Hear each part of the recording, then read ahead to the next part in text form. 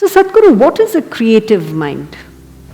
Oh, see, the English word mind doesn't say anything, because it's just one generic word which does not describe different dimensions of what the mind is. Mind is not just one something sitting here and doing something, okay? There is really no such thing as mind. In the yogic culture, there is no mind. There is a physical body, there is a mental body.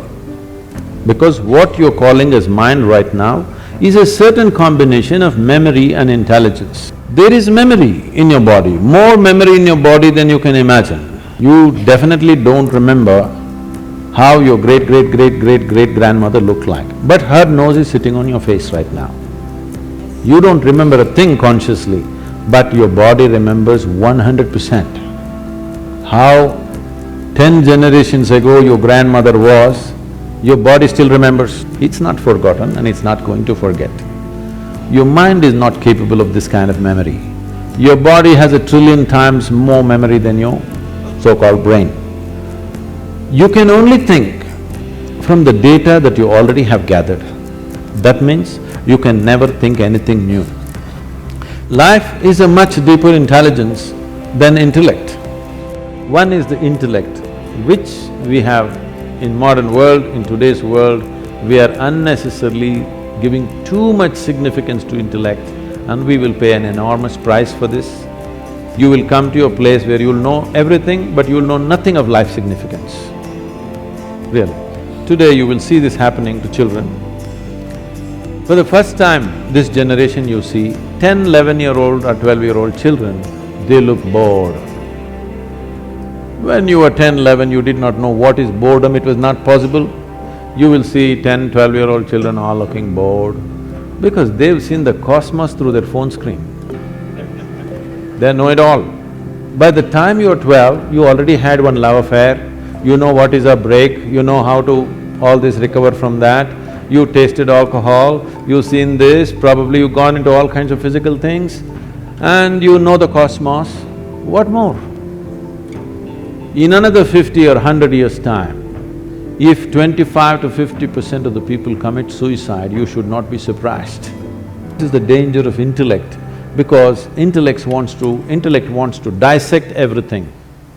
Intellect is like a scalpel, the sharper it is, the better it is. It wants to dissect and know. No, technology is fine, it's brought much comfort and convenience, but it will not bring life to us. So intellect is like this.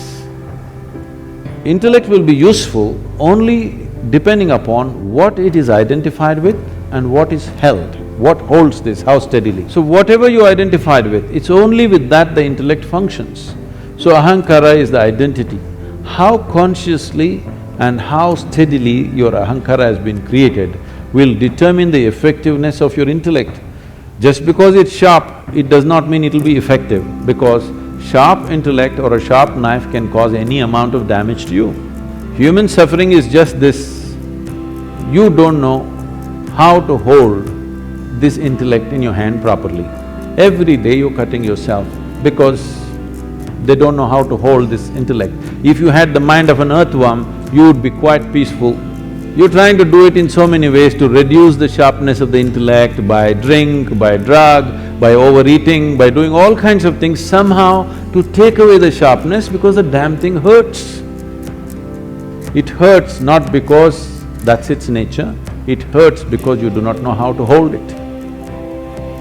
The next dimension of the mind is called as manas, which is a huge volume of memory.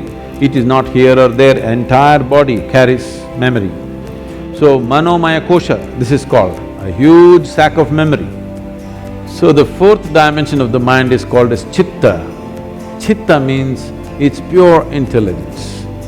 It is unsullied by memory. It has no trace of any kind of memory, it's just pure intelligence. If you touch this, then you have access to what you're referring to as the source of creation, because all kinds of things might have been fed to you. God is this, God is love, God is compassion, God is kind, whatever. Somebody come, stand on the edge of this stage, say all the prayer you want to say and fall. Let me see whether compassion happens to you or a cracked bone happens to you? I would like to check. Because you're a human being, you said a big human being is sitting up there.